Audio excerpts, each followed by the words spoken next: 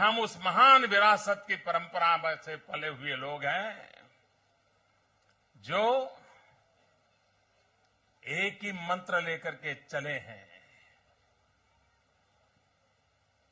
जब दुनिया में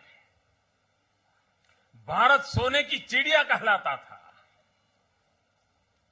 जब दुनिया में सी संस्कृत समाज के रूप में भारत की पहचान थी, उस समय भी उस धरती के लोगों ने कभी दुनिया पर कब्जा करने की कोशिश नहीं की थी। दूसरे का छीनना ये उसके खून में नहीं था।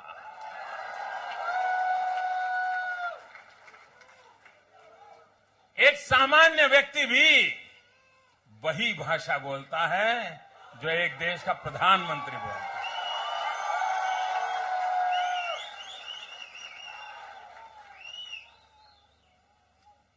इतनी विचारों की साम्यता, सहजता ऐसे नहीं आती, किताबों से नहीं आती है। ये हमारे रक्त में भरा पड़ा है, हमारे संस्कारों में भरा पड़ा है। और हमारा मंत्र था वसुधैव कुटुंबकम।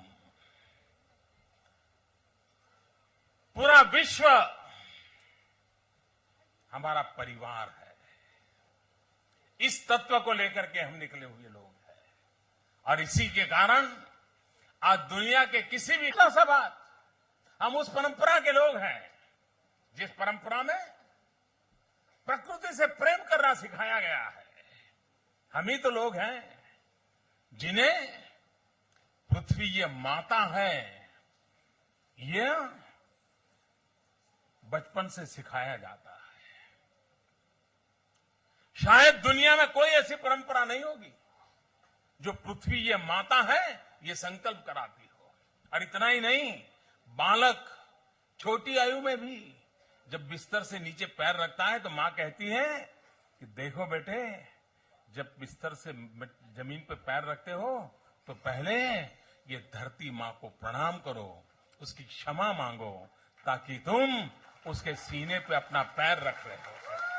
ये संस्कार थे, यही तो संस्कार हैं जो धरती माता की रक्षा के लिए प्रेरणा देते थे। और धरती माता की रक्षा का मतलब है ये प्रकृति, ये पर्यावरण, ये नदियां, ये जंगल, इसी की रक्षा का संदेश देते।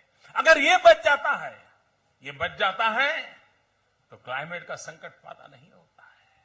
हम ही तो लोग हैं जो नदी को मां कहते हैं। हमारे लिए जितना जीवन में मां का मूल्य है उतना ही हमारे यहां नदी का मूल्य है। अगर जिस पल हम ये भूल गए कि नदी ये मां है, और जब से हमारे दिमाग में घर कर गया कि आखिर नदी ही तो H2O है और क्या है, जब नदी को हमने H2O मान लिया, पानी H2O, नदी के प्रति मां का भाव मर जाता है तो नदी की रखवाली करने की जिम्मेवारी भी खत्म हो जाती है। ये संस्कार हमें मिले हैं और उन्हीं संस्कारों के तहत हम प्रकृति की रक्षा के साथ जुड़े हुए। हमारे पूर्वजों ने हमें कहा है मनुष्य को प्रकृति का दोहन करना चाहिए।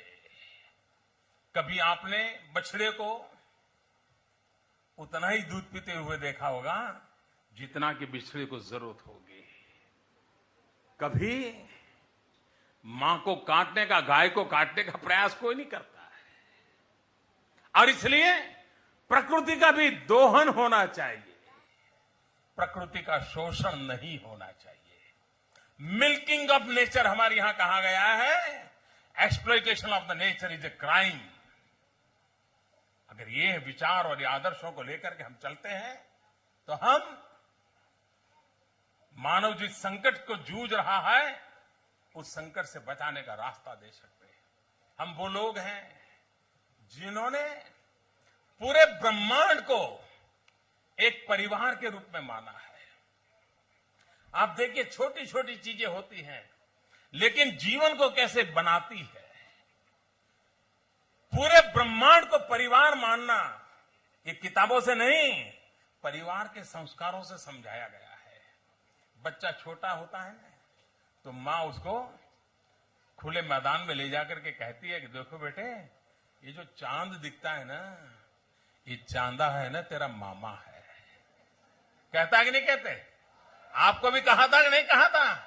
क्या दुनिया में कभी सुना है जो कहता है सूरज तेरा दादा है, चांदा तेरा मामा है, यानी पूरा ब्रह्मांड तेरा परिवार है।